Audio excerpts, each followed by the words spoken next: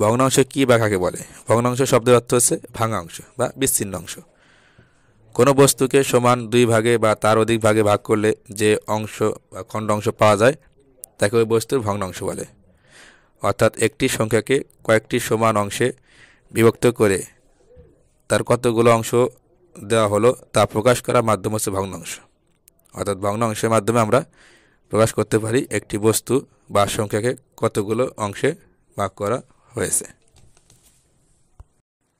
আচ্ছা দেখো, ভগ্নাংশটা আমরা চিত্রের মাধ্যমে ভালো করে বুঝে নেই। এজন্য আমরা প্রথমে একটা চিত্র নেব। দেখো, এই চিত্রটাকে আমরা ভগ্নাংশে প্রকাশ করবো। তাহলে কীভাবে প্রকাশ করবো? দেখো, প্রথমে আমরা যে বৃত্তটা নিয়েছি এটা কি একটি আছে পুরোপুরি, এখানে কোনো ভাঙা কোনো অংশ নেই।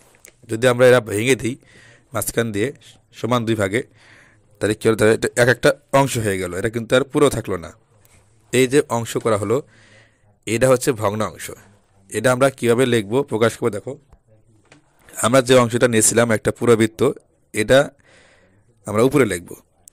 এবার আমরা যেটা খণ্ড করে দুটি অংশে ভাগ করেছি এটা আমরা নিচে লিখব। এবার যে আমরা উপরে লিখেছি তাহলে উপরে আসলে কয়টি অংশ? একটি। উপরে আমরা এক লিখলাম, নিচে আমরা কয়টি অংশ করছি? দুটি। এদের নিচে দুইটি লিখলাম। এটাকে আমরা কিভাবে বলবো? দেখো, এটা আমরা বলবো দুই ভাগের এক ভাগ। এবং একটা কথা মনে রাখবে যে ভগ্ন অংশের দুটি অংশ থাকে, একটি উপরে একটি নিচে। উপরের যে অংশ থাকে তার নাম হচ্ছে লব, নিচের যে অংশ থাকবে তার নাম হচ্ছে হর।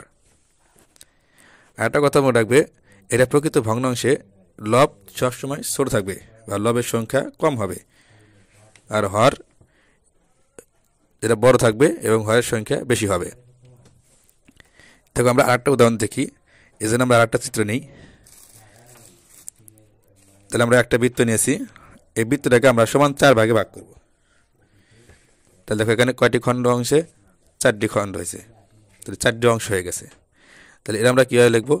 তাহলে আমরা প্রথমে যে একটি নিয়েছিলাম এটা আমরা উপরে লিখবো, এবং যে কয়টা অংশ করেছি আমরা এটা আমরা নিচে লিখবো। এটা কীভাবে? দেখো, চার ভাগের এক ভাগ বা এক চতুর্থ অংশ। তাহলে আমরা সবসময় মনে রাখবো যে একটি ভগ্ন অংশে দুটি অংশ থাকবে, একটি উপরে একটি নিচে। উপরের যে অংশ থাকবে এর নাম হচ্ছে লব, আর নিচের যে অংশ থাকবে তার নাম হচ্ছে হর। তো এখন যদি বলা হয় যে লব কি বা কাকে বলে, তাহলে কীভাবে বলবে? সংক্ষিপ্তভাবে যদি বলা হয় তাহলে আমরা এভাবে বলবো, যত অংশ নেওয়া হয়েছে সেটা হচ্ছে লব, আর যত অংশ করা হয়েছে সেটা হচ্ছে হর। দেখো, এখানে কত অংশ নেওয়া হয়েছে? একটা অংশ নেওয়া হয়েছে, একটা। তাহলে লব। কয়টা অংশ করা হয়েছে? একটা অংশকে চারটা অংশ করা হয়েছে না, চারটা অংশ করা হয়, তাহলে এরা কি? এটা হচ্ছে হর। তাহলে আমরা বুঝলাম ভগ্নাংশ হচ্ছে ভাঙা অংশ, আর ভগ্নাংশের দুটি অংশ থাকে, একটি উপরে একটি নিচে। উপরের অংশের নাম লব, নিচের অংশের নাম হর। আর একটি প্রকৃত ভগ্নাংশের লব এর সংখ্যা কম হবে বা ছোট হবে, আর হর এর সংখ্যা বড় হবে বা বেশি হবে।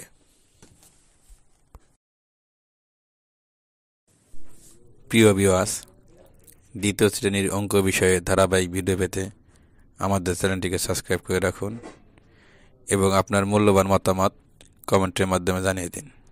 ধন্যবাদ।